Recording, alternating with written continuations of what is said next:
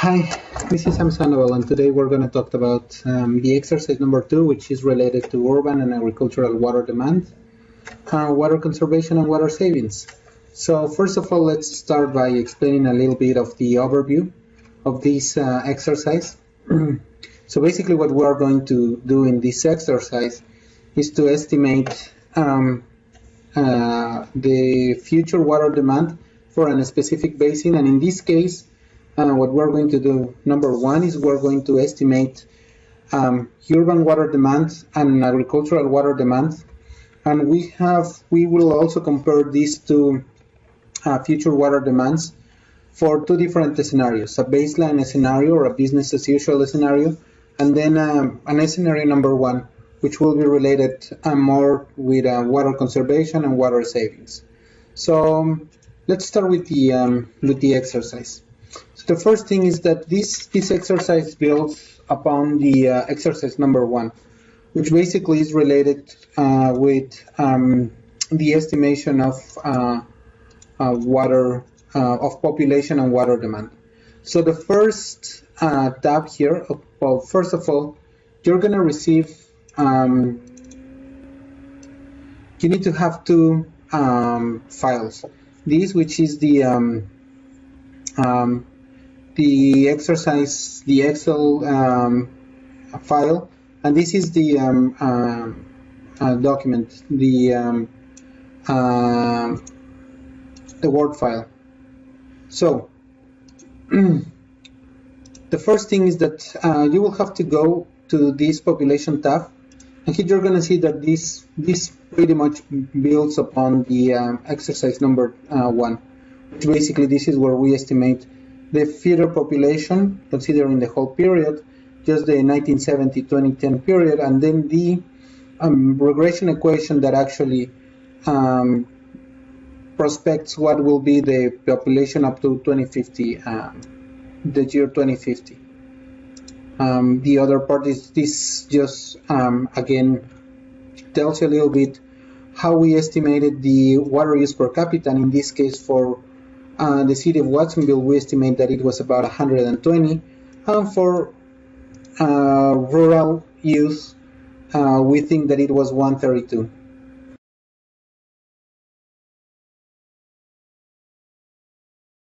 So, first of all, we're going to start working on the urban water demand. And for the urban water demand, we're going to estimate first. We're going to estimate the urban water demand. So for the urban water demand, we have the population, and then we will still be using this population and water use per capita. For the water use per capita, we will be estimating the indoor water use. And for the indoor water use, we will estimate laundry, dishwashers, faucets, shower, toilets. And then we are also going to be estimating the outdoor water use. And for that one, we are going to estimate the evapotranspiration of the outdoor landscape, considering the reference evapotranspiration, the landscape area, some coefficients for the outdoor landscape, and well, this is the type of landscape considering the crop coefficients, and then a little bit about the irrigation system efficiency for these systems.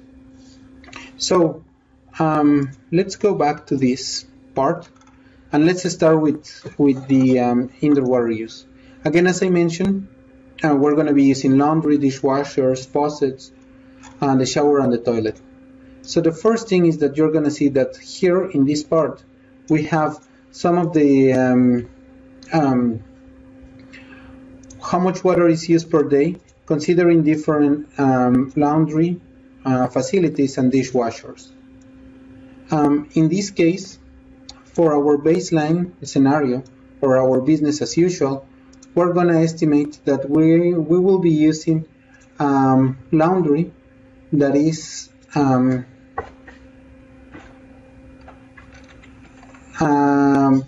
laundry that has that is traditional with agitators, that has a vertical axis with traditional agitators.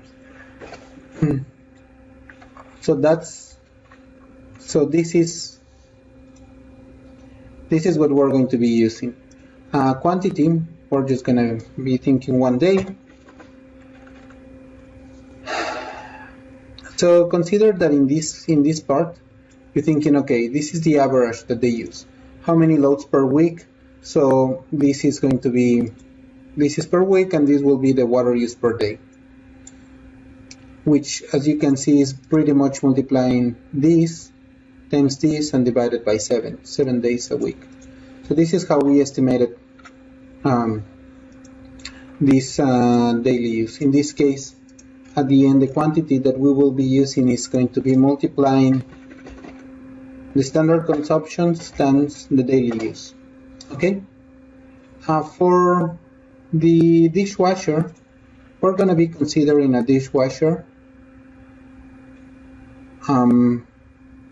This one, the average dishwasher that uses 11 gallons per load, and again 3 loads per week, so 4.7 gallons per day per person.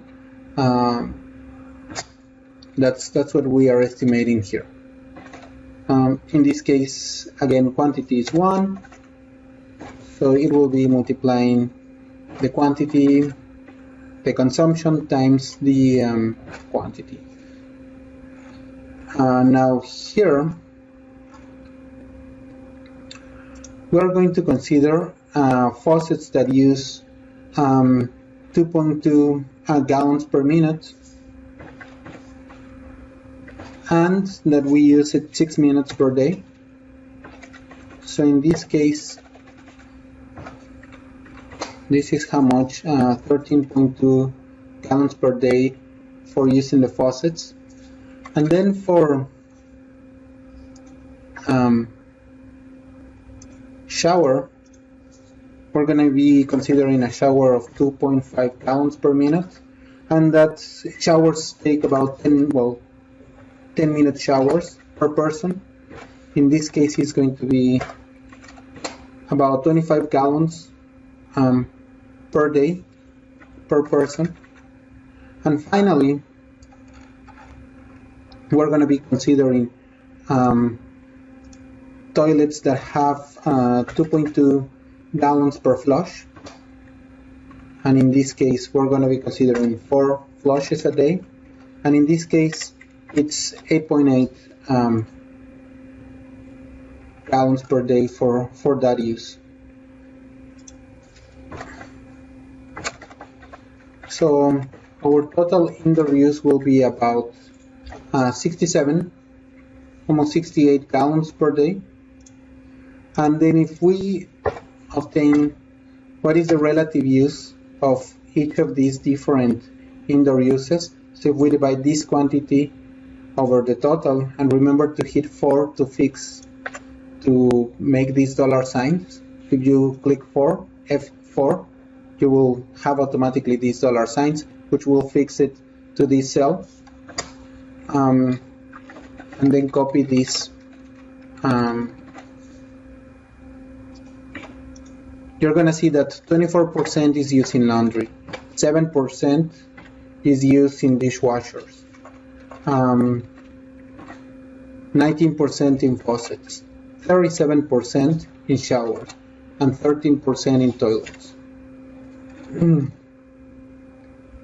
So this is something that you will have to turn in. Again, the first one is the table of the indoor water use, so this table. Did you have any idea of your indoor water use before this exercise? Do you know how much water, you use, or how much water was used in an indoor water use? Do you think this value is too high? Do you think this value is too low? How does it compare to this link or this one? And then also, please elaborate or compare this this indoor water use to other countries. Make sure to have all of this in. Remember to create your own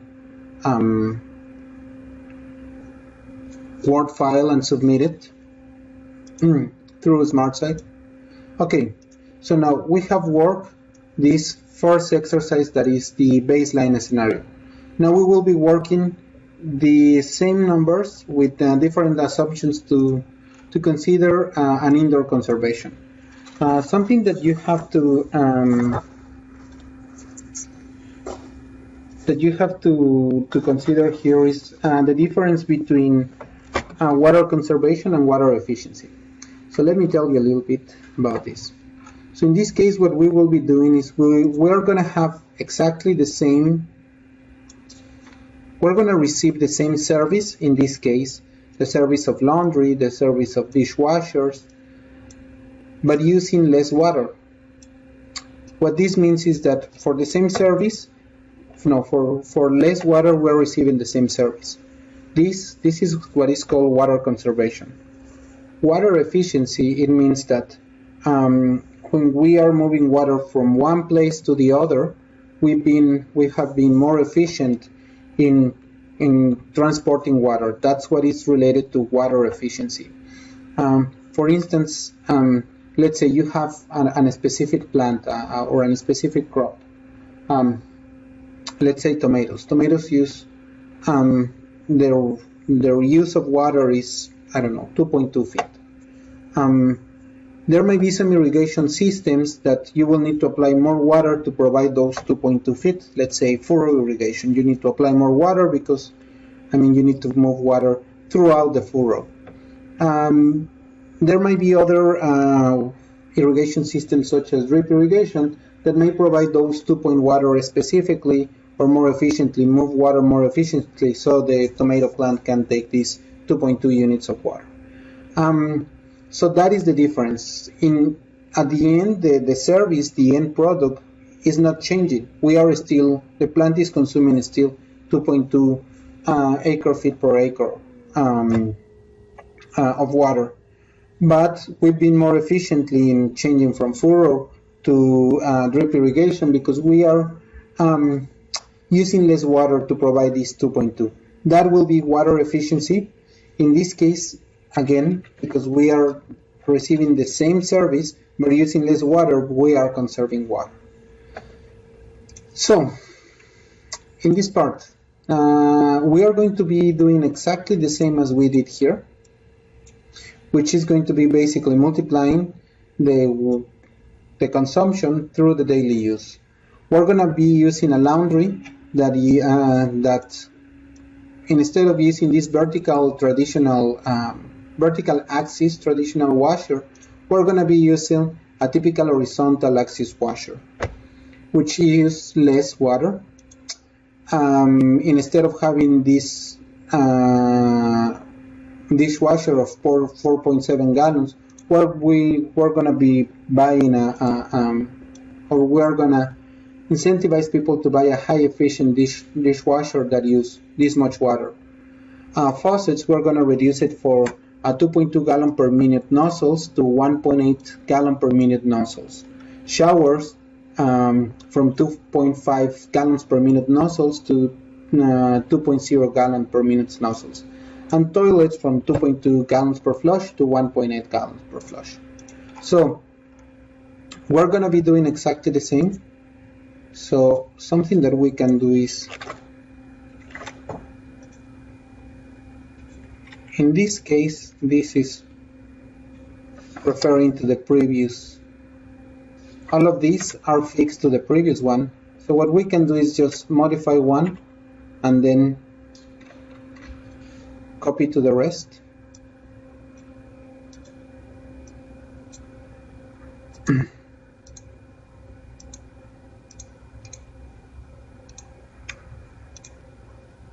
So again, we have now all of these cells are related to this one. So we have moved from 68 gallons per day per person indoor water use to doing all these different measures to a 47 gallons per day per person indoor use. So in this case, what I want you to turn in is a summary table. So basically comparing these two, this summary table, comparing the two, the baseline and scenario 1, which is the water conservation scenario. And what is the reduction in indoor water use of moving from the baseline to the water consumption? So What is the difference between these two, in volume and in percentage? There is a lot of discussion between water conservation and water use efficiency. And again, this discussion centers in the concept of consumptive use. The final service that I was talking is called consumptive use. Consumptive use is the water effectively used or consumed for a particular purpose. And water conservation refers to reducing this consumptive use. Water is safe. The water efficiency is the losses in its use, how that you don't have any losses. So please, in this case, so the question is this: can scenario 1 be cataloged as a water conservation or as a water efficiency policy? Are we reducing for the same service? Are we reducing the amount that we are using per day? Or we're not reducing that amount of the service, but we're reducing the conveyance, the efficiency, the losses to provide the same service.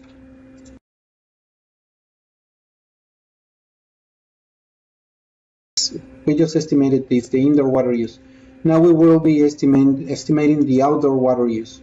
And for this one, we're going to estimate the evapotranspiration, the landscape area, and the types of landscapes. And depending on this, and the irrigation system, we will estimate how much water we need for outdoor water use. So in this case, you need to switch to this tab. Okay. So basically, we're going to be using this equation, which means that we will have a reference evapotranspiration for that location, and this reference evapotranspiration refers to a cool season grass that we use as a reference value. And then we use a crop coefficient that is called Kc, which is an scaling factor, and this is used to estimate how much water this specific landscape use, if it is used more or less than this reference evapotranspiration.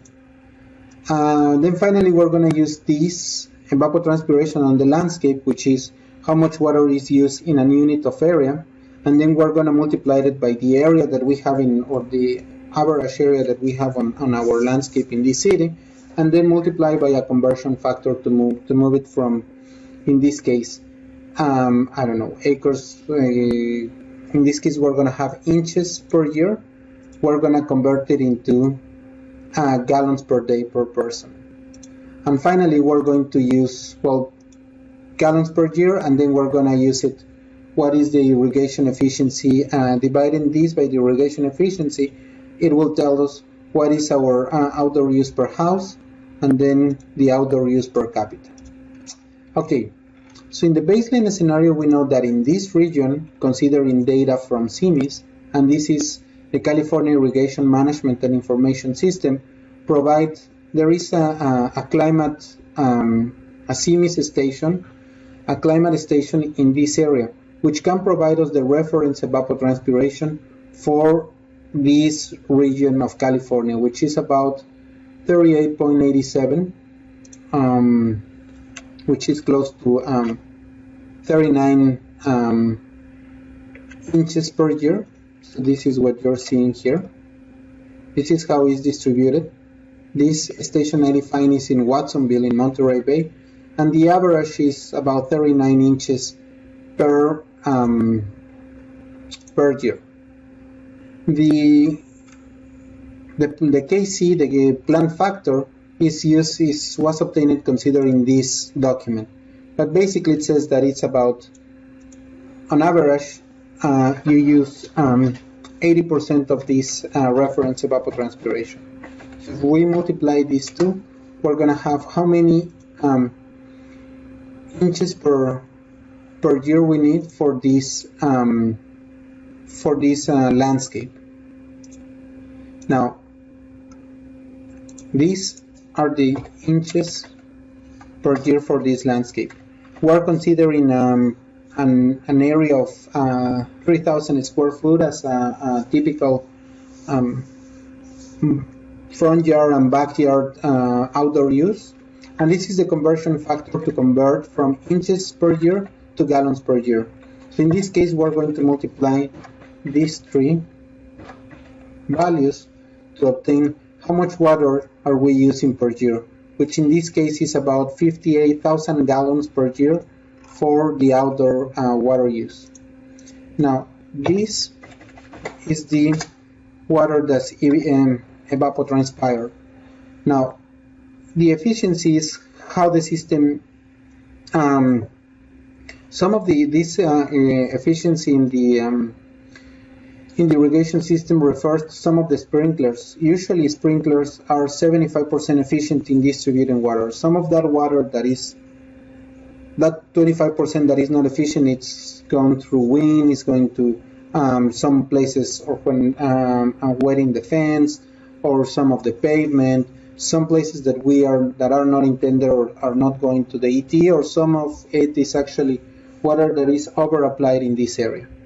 So in order for us to apply this, we have to divide the water ET over the efficiency, and this is how much water is applied water for this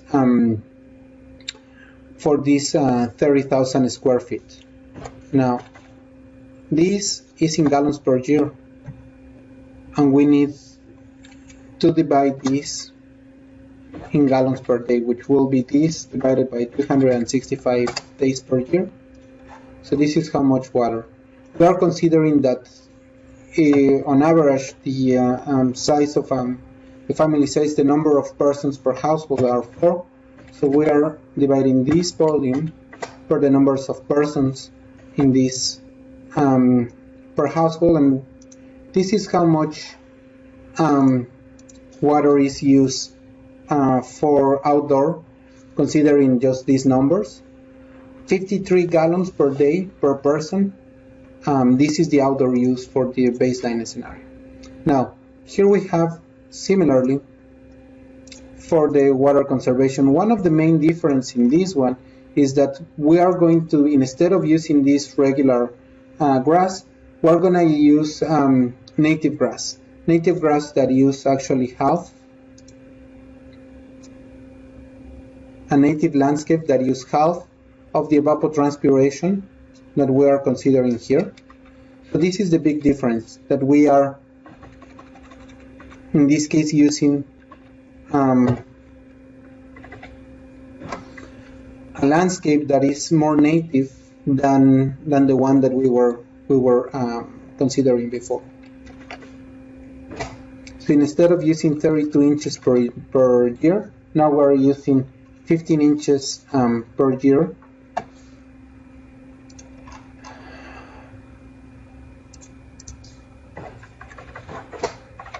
Now in this case, we're going to do the same. We're going to multiply these 3 to obtain.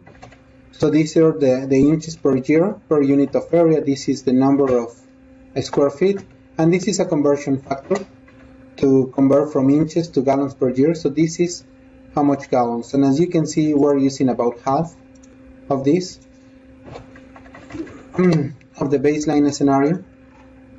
Then we're going to be using the same. We are just changing the landscape but not changing the irrigation system. So this is how much water is used for that irrigation system. In this case, this is gallons per year. Now we're going to be dividing this by 365, and this is going to be gallons per day. And we're going to be doing the same, dividing this over 4 people. So we have 2 different, as a summary, for outdoor use we have 2 different estimations. The baseline with regular, very green, non-native landscape, which it will be 53 gallons per day per person. And considering a more native landscape, we will have a 26 gallon per day per person. So, a summary to be turned in, what you need to submit is the summary table of the outdoor water use, this summary table, okay? which is this figure. What is the reduction in outdoor water use? In volume and percentage. So tell me what is the difference between these two in volume and percentage. Similar to the indoor analysis, scenario 1 can be cataloged as a water conservation or water efficiency policy. Is this a water conservation or is this a water efficiency policy? If we did not change the plan factor, the KC, from 0 to 4, and we propose to improve the efficiency here by changing the irrigation fee efficiency from 75 to 95%, will this new scenario or will these considerations in this part can be cataloged as a water conservation or a water efficiency? In this case, did the evapotranspiration change or the water requirements compared to the baseline scenario? So now we have estimated this, the outdoor water use.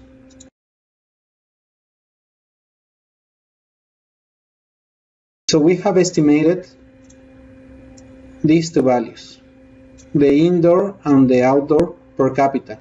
Now we're going to mix these two, indoor and outdoor water use, with the population to estimate the future urban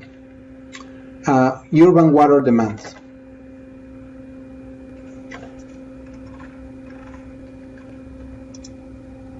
So in this case, we're going to move here. And I want you to estimate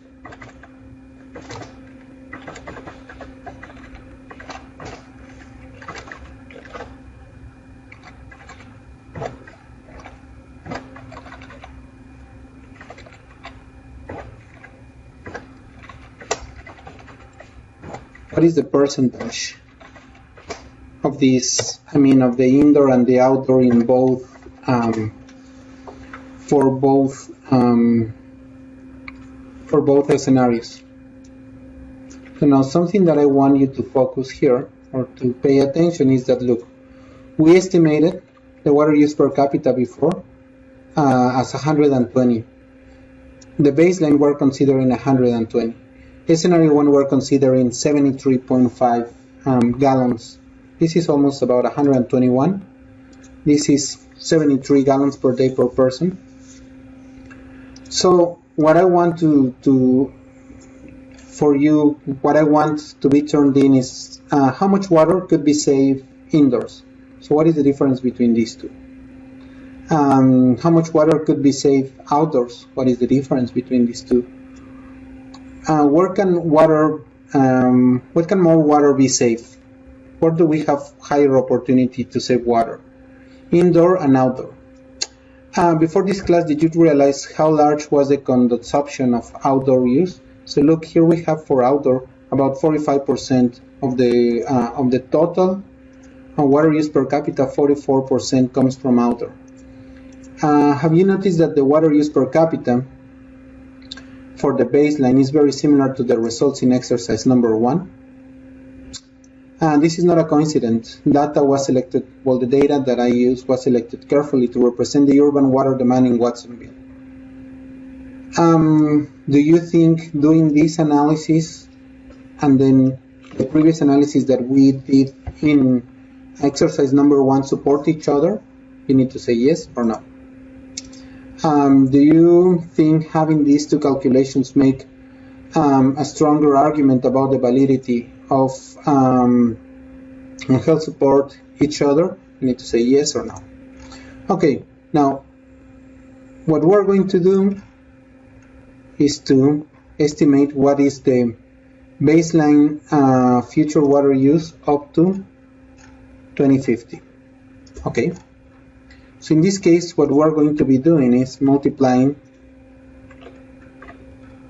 this, which is the number of people, which is the population, times the water use per capita. Water use per capita, so this is gallons per day per person, times 365 days in a year. So this is how much we have in here, and then you need to do the same for the rest of the years.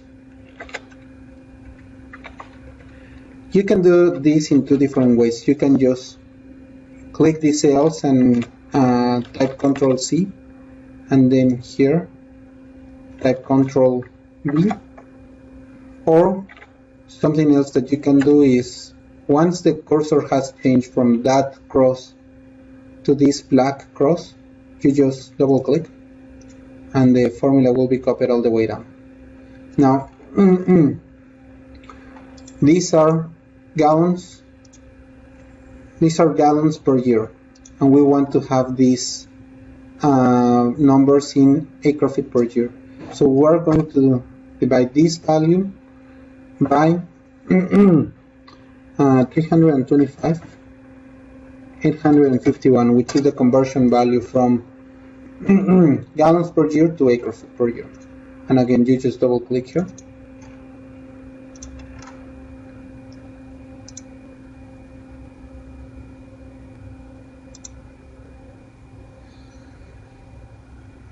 Okay. Now, at this point, notice how this chart that I created changed. In this case, here this is estimating the future water demand.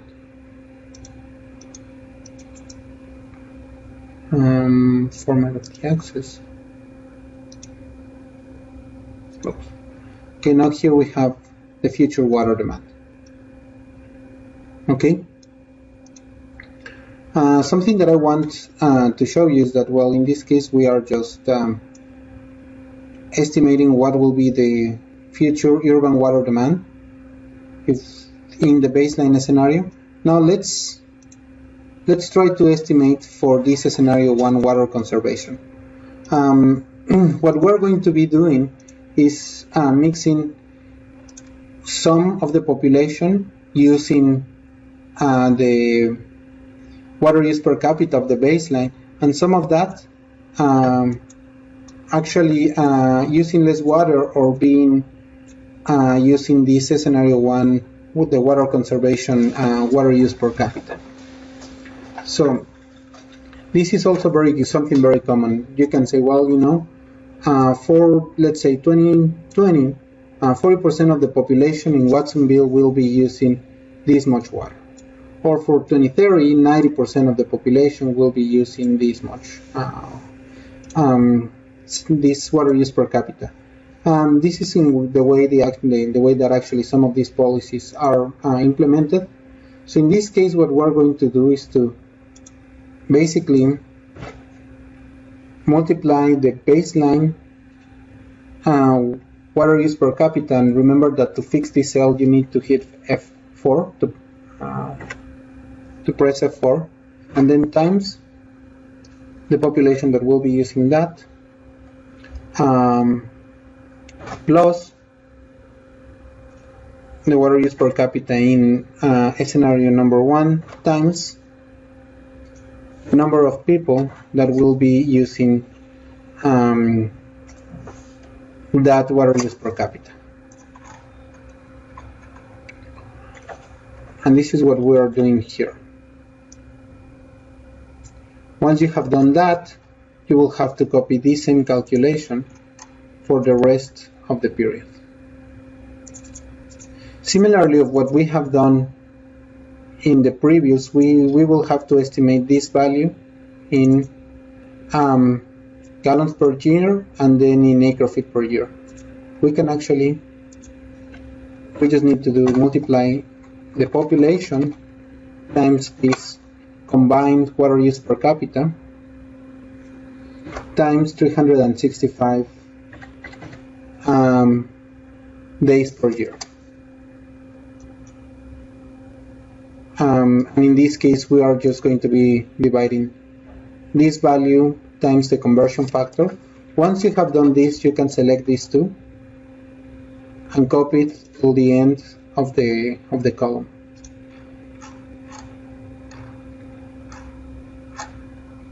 So notice that now how the graphing here,